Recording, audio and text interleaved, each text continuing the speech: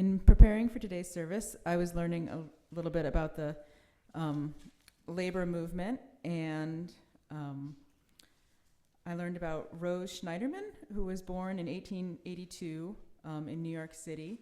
And when she was 16, she began working in a garment factory in New York City. Sweatshops were the norm, and workers toiled in dangerous conditions like the one that killed 148 victims, 123 women and 23 men, at the Triangle Shirt Waistcoat Company factory in March 25th of 1911. Schneiderman helped organize an all-women's hat makers union to demand equal pay and standard working hours. That was the beginning of her lifelong advocacy for workers, and the internet attributes her to the phrase "bread and roses" that she gave in a speech to a textile strike of 1912 in Lawrence, Massachusetts. But as I was doing more research, I found out that the phrase "bread and roses" was actually attributed to a woman named Helen Todd from Chicago, another earlier labor union. But the phrase was picked up by James Oppenheim, and he published it in 1911 in the American Magazine. And then this became a popular, or I believe it was popular, I don't know, but a Judy Collins song that we almost played for you, but it's a beautiful song. So here we go. As we go marching, marching in the beauty of the day, a million darkened kitchens, 1,000 mill lofts gray, are touched with all the radiance that a sudden sun discloses, for the people hear us singing, bread and roses, bread and roses. As we go marching, marching, we battle too for men, for they are women's children, and we mother them again. Our lives shall not be sweated from birth until life closes. Hearts starve as well as bodies. Give us bread, but give us roses. As we go marching, marching, unnumbered women dead, go crying through our singing their ancient call for bread. Small art and love and beauty, their drudgery spirits new. Yes, it is bread we fight for, but we fight for roses too. As we go marching, marching, we bring the greater days. The rising of the women means the rising of the race. No more the drudge and idler, 10 that toil where one reposes, but a sharing of life's glories, bread and roses, bread and roses. Our lives shall not be sweated from birth until life closes. Hearts starve as well as bodies, bread and roses, bread and roses. Right. So this sermon was written by Reverend David Brennan in 2015. The Reverend David Brennan is now a retired senior minister of the First Unitarian Society in Minneapolis. Putting labor back in Labor Day. In 1935, a U.S. government truck pulled up to my grandfather's house, a 2-room sharecropper's shack in which 16 people lived. They were starving to death. Not malnutrition, starvation. The truck brought surplus food, which on that particular visit consisted of a gallon of mustard. My father was 11 years old at the time. He and his sisters and brothers thus became the first generation of children raised on what came to be known as welfare. I come from a long line of poor people, part of what has come to be known as the incorrigible poor. That first delivery proved to be a harbinger of things to come. These were subsistence farmers. None of them had ever seen mustard. They thought it must be what rich folks eat. So they ate it. It made them incredibly ill. So they decided the government must be out to poison them. When we tell the story of the 19th century immigration, we tend to neglect mentioning that nearly 50% of the people who moved to this country left and went back home. Then there was my family. When they got here, they wanted to go back home, but they couldn't. They had no money. And so, 3 generations after arriving in this nation, the family was starving in a 2-room shack. My father was one of 13 children. Of that group, 3 eventually escaped poverty. How did 3 escape? My father was able to join a labor union. And 2 of my aunts married men who were able to join a labor union. The rest of those children died in poverty. I think about the mathematics of my family, and I can't help questioning the line about this being a land of opportunity. It seems, at least for poor people, more like a hand of random chance. Their children, my first cousins, and there were 64 of them, remained in the welfare system. I was 3 generations later, I still am, the only one from that family ever to complete an education, a college degree. My father did not work or try harder than his brothers and sisters. I haven't tried harder or worked harder than my cousins, yet I'm the only one ever to have had a salaried rather than an hourly job. I didn't try harder or work harder to become an English professor. They were working 2 and 3 jobs. Yet almost all of them will die poorer than they were born. Random chance, except for unions. There's a little anecdote about what works and what doesn't work. The most effective anti-poverty program ever in the United States was unions. The rest is handing out mustard.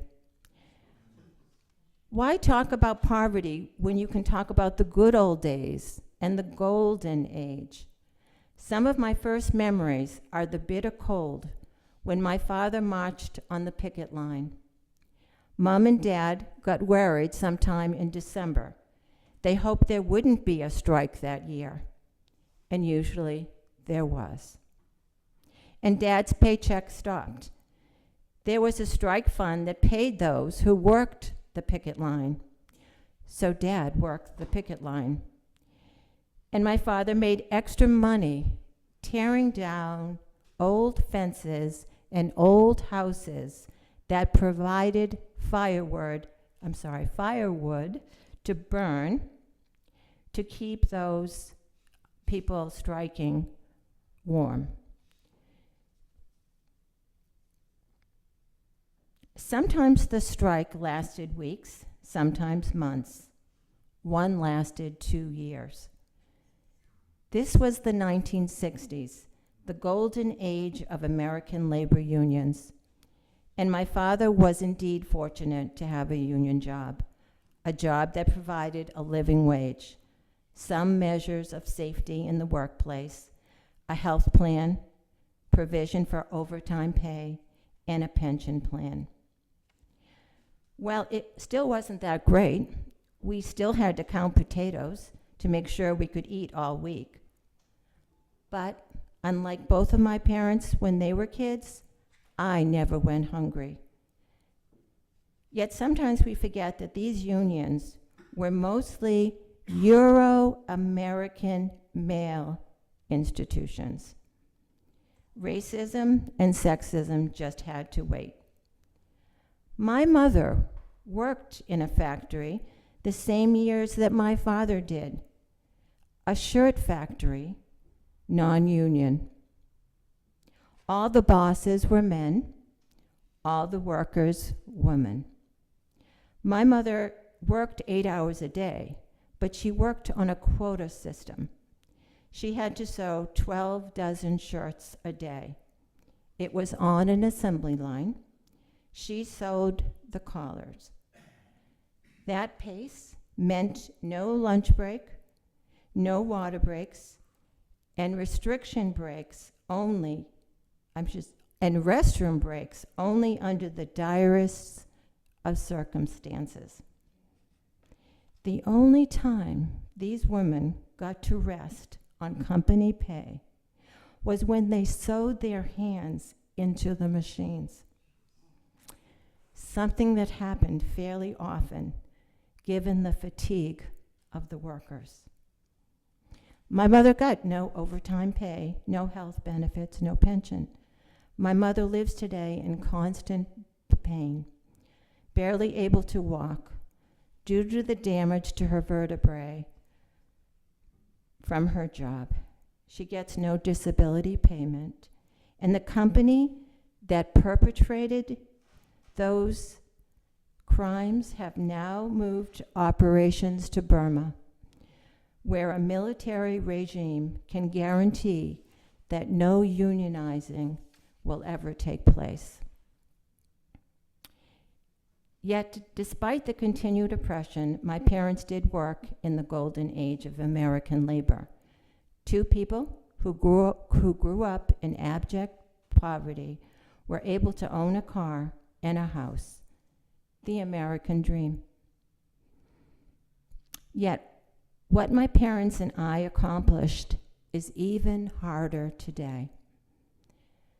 Those were not the good old days, yet it was as good as it ever got. The American labor movement, made nominally legal by the Roosevelt government in the 1930s, was mostly illegal by the Reagan government in the 1980s.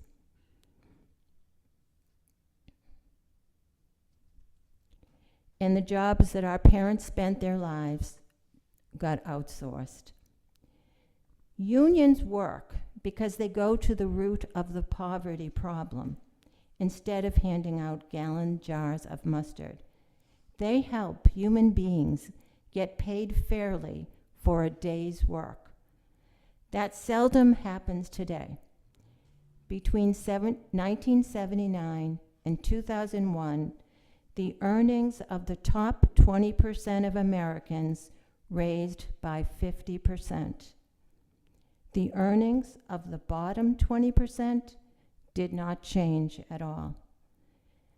Today, the average CEO makes more money in 3 hours than a person making base wages will make all year.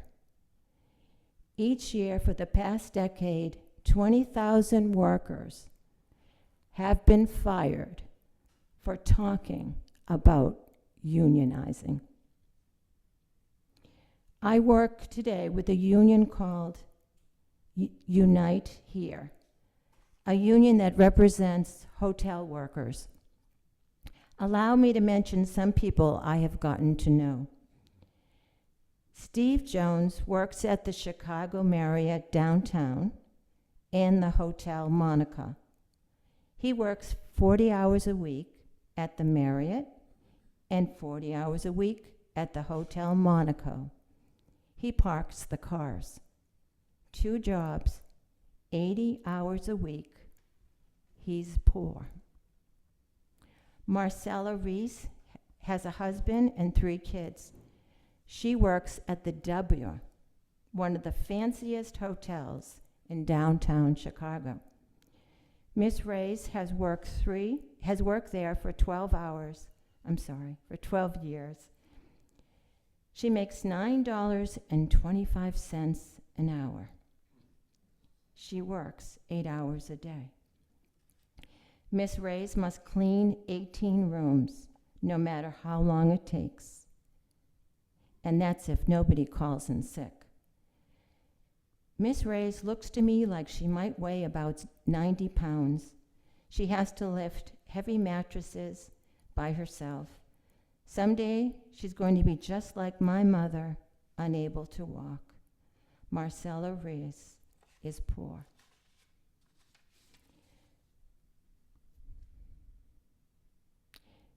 Pay Miss Rees and Mr. Jones a fair wage, and they won't be poor, and neither will their kids. And maybe those kids can get some education. This is the way to sow the seeds of worth and dignity. This is the way of justice, equity, and compassion in human relations. Unions are one of the few hopes for poor working people in the United States and in the world.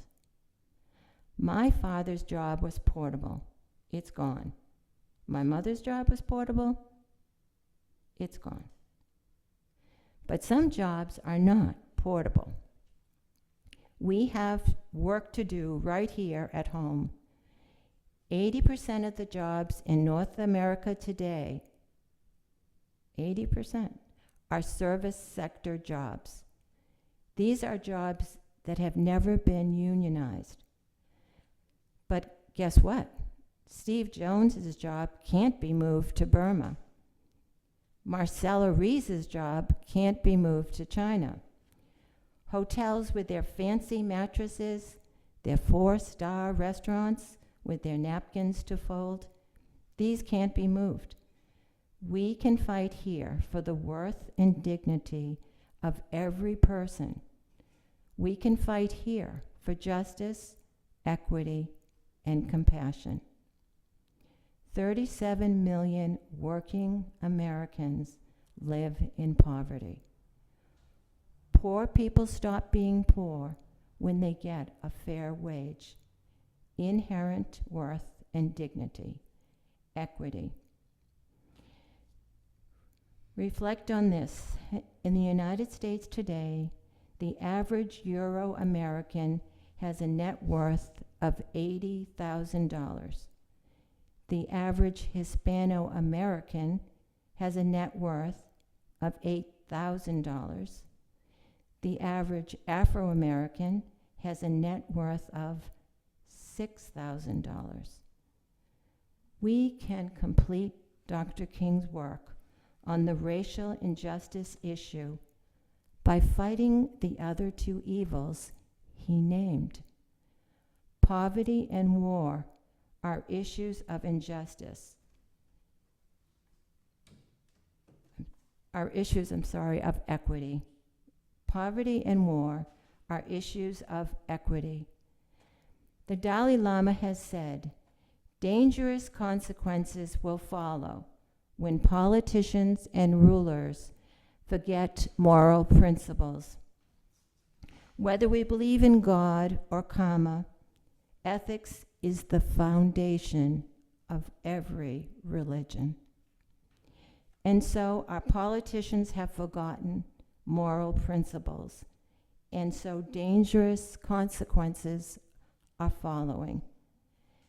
And so the principles of Unitarian Universalism calls us to action. And I'm going to put this into the newsletter because there's information here about how we can take action.